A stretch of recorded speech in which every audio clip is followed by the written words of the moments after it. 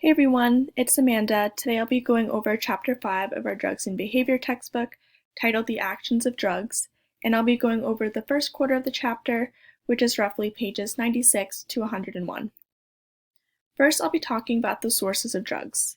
So most drugs either come from plants or are chemically derived from plant substances. Many plants may undergo a genetic mutation.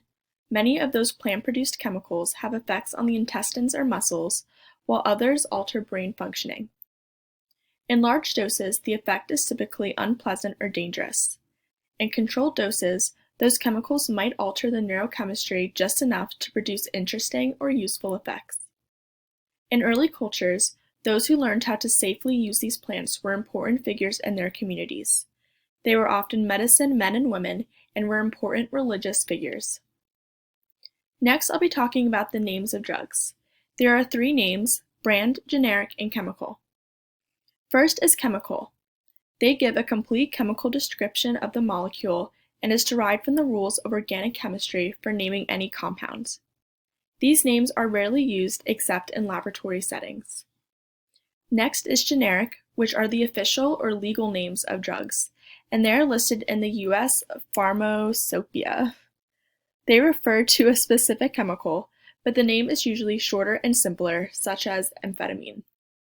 Generic names are in the public domain, so they cannot be trademarked. Lastly, there are brand names. These specify a particular formation and manufacturer, and the trademark belongs to that manufacturer. The drug name is usually simple and meaningful, but brand names are controlled by the FDA, so overly suggestive ones are not approved. An example is Adderall, which is a combination of amphetamine and dextroamphetamine. When a new chemical structure, a new way of manufacturing a chemical, or a new use for a chemical is discovered, it can be patented. In the U.S., patent laws protect drugs for 20 years until they are available to everyone. Once they're available to everyone, a drug can go generic. When a drug goes generic, they have to submit samples to prove that their version is chemically equivalent to the brand drug. Next, I'll be talking about the categories of drugs. So in psychoactive drugs, there are stimulants such as cocaine, amphetamine, and caffeine, hallucinogens, which are psilocybin or LSD, cannabinoids, which include cannabis or THC, depressants, which include alcohol, benzodiazepines, other sedatives, sleeping pills, and inhalants, opioids, which include morphine, codeine, heroin, and oxycodone, psychotherapeutics such as Cymbalta or Abilify, and nicotine. So first I'll be talking about stimulants.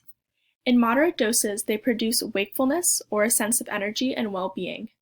More powerful stimulants, such as cocaine and amphetamines, can produce a manic state of excitement combined with paranoia and hallucinations at high doses, especially if they are taken over long periods of time without proper sleep or nutrition. Next are depressants.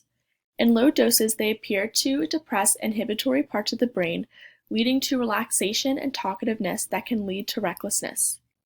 However, increased doses lead to slowed reaction times, uncoordinated movements, and unconsciousness. And depressants do not entirely counteract with stimulants. Next are opioids, which are a group of pain-killing drugs that produce a relaxed, dreamlike state, while moderately high doses often induce sleep. Opioids are also known as narcotics. Unlike depressants and alcohol, opioids cloud consciousness without the reckless abandon, staggering, and slurred speech. Regular use of any opioids followed by an abrupt discontinuation can lead to withdrawal symptoms such as diarrhea, cramps, chills, and profuse sweating. Next are hallucinogens, which produce altered perceptions, including unusual visual sensations, and often changes in the perception of one's own body. Next are psychotherapeutic drugs, which include a variety of drugs prescribed for mental problems. There are antipsychotics such as Abilify that are also called neuroleptics. They can calm psychotic patients and help them control hallucinations and illogical thoughts. Then there are antidepressants such as Cymbalta, which help some people recover from seriously depressed mood states. There is also lithium, which controls manic episodes and prevents mood swings from bipolar disorder. However, some drugs don't fit into the classifications. First, there's nicotine. Although it is thought of as a mild stimulant, it also has some of the relaxant properties of a low dose of a depressant. And then there's cannabinoids. They are often thought of as a relaxant or depressive drug, but it doesn't share most of the features of that class. They are also sometimes listed among hallucinogens because at high doses it can produce altered perceptions. Drugs are clearly identified, so physicians in emergency rooms can identify what drugs a patient has been taking and in what doses. Even illicit drugs are often marked so buyers can recognize them. Next, I'll be talking about drug effects. I'll be talking about the nonspecific or placebo effects. So nonspecific effects of a drug derive from the user's unique background and particular perception of the world, but this does not include any chemical activity of the drug. Nonspecific effects are sometimes called placebo effects because they can often be produced by an inactive chemical or placebo that the user believes to be a drug. When testing a drug, researchers often use the double-blind procedure. This is when an experiment in which neither the doctor nor the patient knows which drug is being used.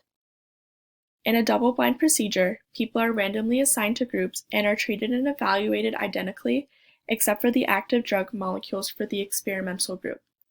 The researchers do not know which group had the real drug and which group had the placebo drug until after all the data is collected so it can be analyzed. Placebo effects are often found in treating pain and major depression. The FDA concluded that 80% of antidepressant drug effectiveness could be obtained from a placebo. And it's important to note the nonspecific effects are not caused by the chemicals in drugs, but they are still real effects.